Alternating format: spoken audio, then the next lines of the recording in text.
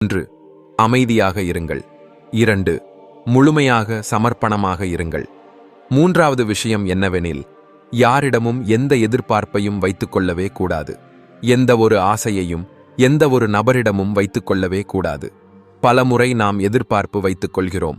அந்த எதிர்பார்ப்பு நம்மை கைவிடுகிறது.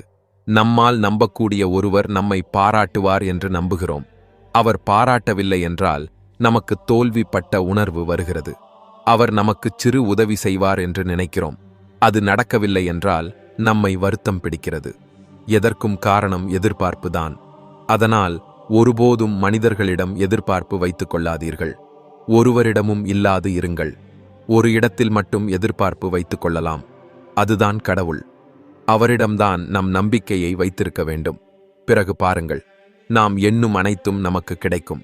இவை அனைத்தும் எங்களது நேரடி அனுபவங்களின் கூறுகள்தான்.